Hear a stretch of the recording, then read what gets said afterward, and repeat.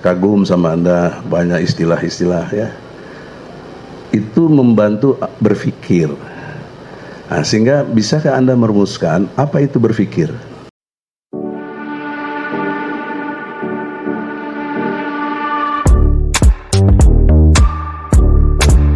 Kembali lagi bersama saya Ridho Seran di channel Ridho Seran TV.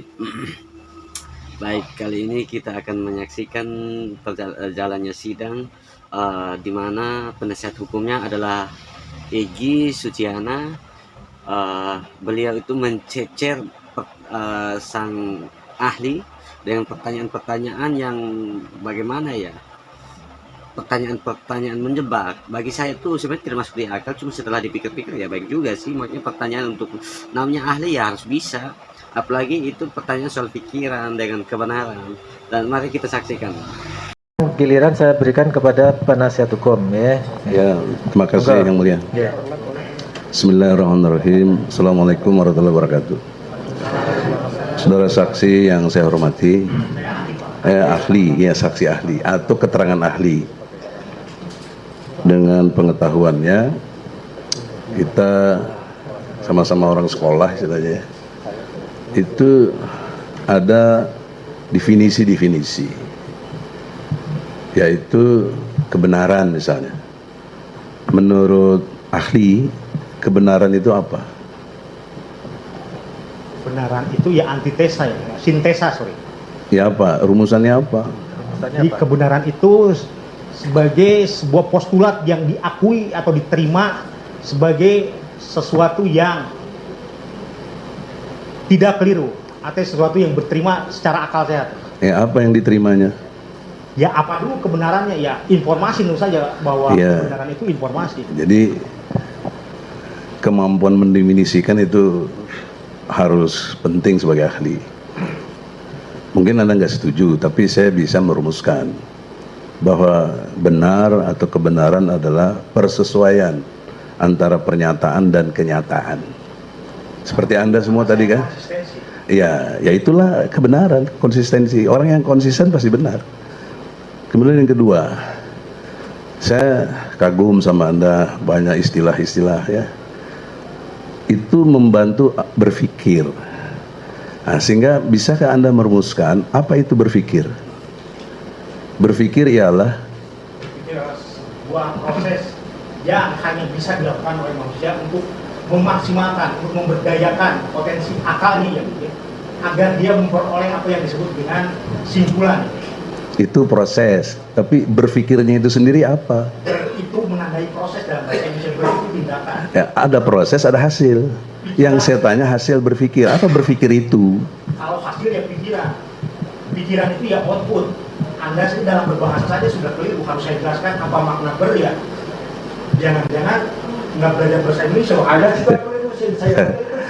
Sebentar, Pak Bambang sabar dulu, Pak Bambang sabar dulu, oke? Udah menilai dan menjustifikasi orang ya. Ya, Anda tahu apa gitu kan nggak tahu. Di sini aja Anda udah subjektif ya.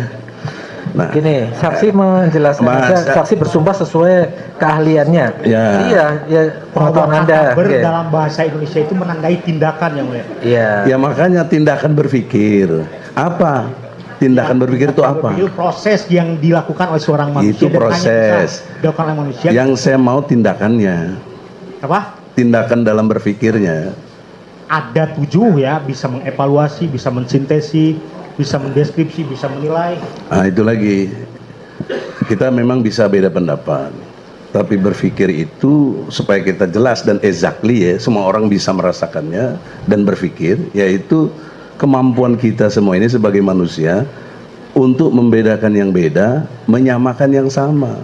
Nah, pertanyaan seriusnya sebagai ahli Anda ya, mengapa Anda di dalam penjelasannya ini, saya baca di sini, Anda telah menyimpulkan semua keterangan tadi, kesimpulannya ada di sini, yaitu dapat ahli jelaskan bahwa tindakan yang telah dilakukan pemilik atau pengguna pengakses pengelola akun YouTube atas nama Gusnur 13 tersebut adalah menyebarkan berita bohong.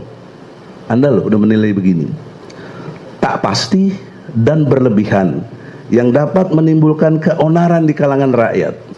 Selain itu, posting juga memuat adanya pernyataan yang dapat menimbulkan sikap permusuhan dan kebencian berdasarkan sara. Dalam hal ini, terhadap golongan guru yang diserang, harkat martabatnya karena dituduh telah berbohong. Ini Anda bersaksi dengan satu dasar yang asertif bahasanya Anda ya. Kemudian Anda tidak bisa memverifikasi, tapi kemudian Anda akhirnya mengidentifikasi. Itu omongan Anda juga ini, ada di sini. Bagaimana lompatan berpikirnya dari asertif, kemudian Anda memverifikasi, tidak bisa, kemudian mengidentifikasi. Ini kan sudah identifikasi, dia berbohong, dia membuat keonaran, dia membuat hal-hal yang dimaksud juga penistaan agama. Dasar teori apa Anda bisa mengatakan begini? Padahal faktanya Anda sendiri nggak tahu. Satu lagi pernyataan Anda tadi, harusnya orang yang berani menyatakan ini palsu harus bisa memberikan yang asli. Tapi di sisi lain Anda membenarkan juga Bang Tri, dalam arti dia sudah melakukan proses penelitian 3 tahun, ada ciri-cirinya sudah dibuktikan depan hakim, stempelnya aja beda, tahunnya beda. Anda nggak tahu itu, tapi Anda sok tahu gitu loh. Ya, mengatakan langsung ini berbohong berapa, dari mana Anda dasar berbohong? Jadi pertanyaannya apa ini Pak? Pertanyaannya, dasar kesimpulan ini berbohong tuh apa? Kebenaran aja dia nggak paham tadi, berpikir aja nggak bisa. Ini ada Nah oleh karena itu majelis dalam hakim, BAP saudara, ini disampaikan oleh Pak PH penasihat hukum tadi, kata-kata tadi itu ada. Jadi ditanyakan dasar ya, dasar Anda menyampaikan kesaksian seperti itu apa? Itu aja, silakan dijawab. Ya. Yang pertama ingin saya nyatakan, sebetulnya saya ingin menegaskan bahwa ada ciri-ciri adanya kalimat bohong. Tadi sudah disampaikan kalimat. di sini nggak ada ciri-ciri, langsung menyatakan, menjustifikasi. Iya, apa yang saya nyatakan di pengadilan secara langsung ini ada itu yang harus diakui. Bukan yang di BAP ini. Bukan. Tolong dicabut. Saya tegaskan kembali. Tolong dicabut ini. Saya tegaskan dulu. Di dalam BAP nomor Panitra, tolong Pak 7 ya, itu saudara menjelaskan, dapat saya jelaskan tindakan yang telah dilakukan pemilik, pengguna, pengakses, pengelola akun YouTube atas nama Gus Nur 13 tersebut adalah menyebarkan berita bohong, tak pasti, berlebihan, dapat menimbulkan keonaran di kalangan rakyat. Ini apakah kesaksian saudara pada saat diperiksa di penyidik sehingga ada muncul kalimat ini? Ya, yang itu saya revisi yang mulia. Ada ciri yang mulia. Jadi ini bukan kalimat saudara. Ya, saya yang mulia itu. Enggak, supaya dibenarkan di sini. Pak penasihat hukum ini akan keberatan kalau ini pernyataan ini bukan pernyataan Anda gitu loh. Ini betul pernyataan Anda atau bukan? Pernyataan saya yang mulia itu saya 2 tahun yang lalu tentu saja akan saya revisi. Kok 2 tahun lalu ya? Lama sekali. Wah, Masya Allah. Ini kan saudara diperiksa kapan? Diperiksa di penyidik kapan? Lupa saya. Wah, 2 tahun lalu tadi. 2 tahun lalu udah lama sekali. Perkara ini kan baru kemarin. Jadi udah dikondisikan nih. Kalau penonton sekali lagi saya itu ini makar Allah Pak, ketahuan Pak kalau orang bohong. Anda jujur, 2 tahun lalu atau kapan diperiksa? Lupa saya. Orang ahli kok lupa? Nggak boleh, saya bukan robot Pak. Nggak boleh, karena Anda bersaksi. Anda udah menyatakan orang bersalah. Masa saya harus ingat waktu itu kapan diperiksa? Enggak, saksi tidak harus. Tapi setidaknya saudara kan. Kalau pertanyaan Anda masa sih Anda bilang ini bersalah, padahal Anda nggak tahu. Ayo masa sih? Kan nggak bisa juga. Janganlah merasa ahli tapi nggak ahli gitu loh.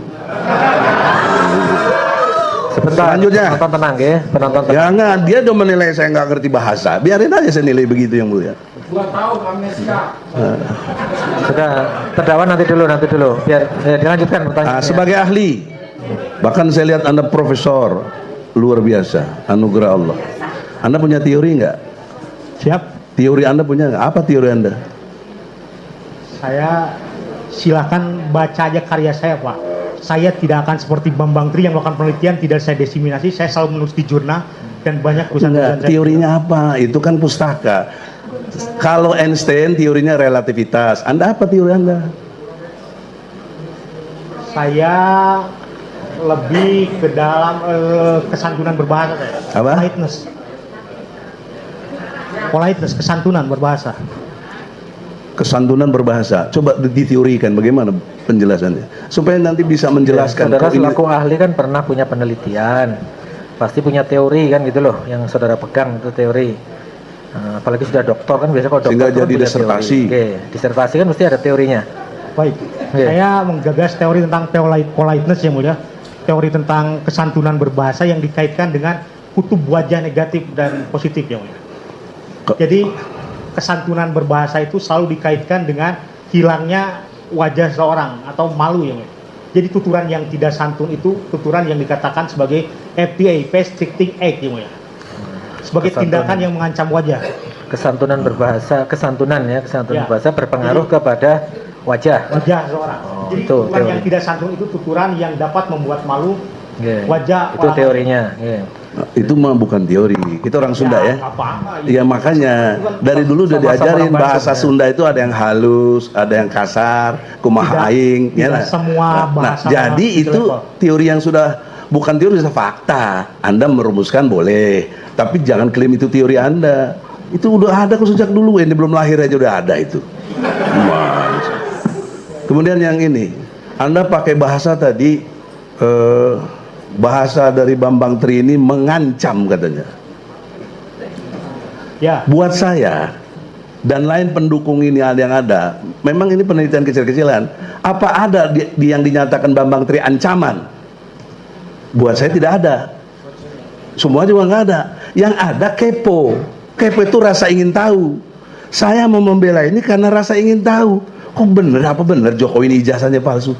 Jadi nggak ada yang merasa terancam saya. Saya kepengen tahu. Dan ternyata sudah 16 saksi. Fakta loh. Nggak ada yang pernah lihat ijazahnya. Nah sekarang saya tanya Anda pernah lihat nggak ijazah aslinya Jokowi? tidak. Tidak pernah. Kok Anda sesumbar ngomong, jangan ngomong kalau nggak Anda yakini. Anda yakin nggak pernah lihat aja, Anda ngomong yang sebaliknya. Bagaimana teori Anda tadi? Sopan santunnya apa Anda? Juga mengatakan saya nggak pernah belajar bahasa Indonesia. Sopan santun apa Anda? Nah ini kabur maqtan indallahi antakulu malatabalun. Ya. Kamu mengatakan tapi kamu tidak mengerjakan. Azab Allah besar itu. Nah oleh karena itulah, Lanjut pertanyaannya. dalam pengertian kalimat mengancam tadi perlu kita debat secara ilmiah. Faktanya nggak ada yang terancam. Faktanya orang banyaknya ingin tahu. Betul? Itu fakta. Siapa yang terancam? Kamu terancam. Kenapa terancam kamu? Orang persoalannya ijazah Jokowi. Yang kedua, ini dinyatakan bohong. Mana lebih jelas? Tahun 2014 Jokowi mengatakan buyback Indosat. Faktanya nggak ada. 2014 loh. Mobil SMK. Faktanya mobil gaib. Ya, itu bohong atau apa?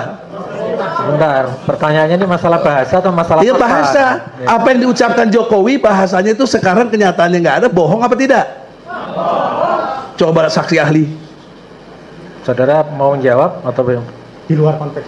Oh di luar konteks apa? Ini tentang Jokowi kok. Sebentar, Nah, inilah, penonton saudara, harap tenang. logika. Sekali lagi saya ingatkan ya penonton Ya. ya.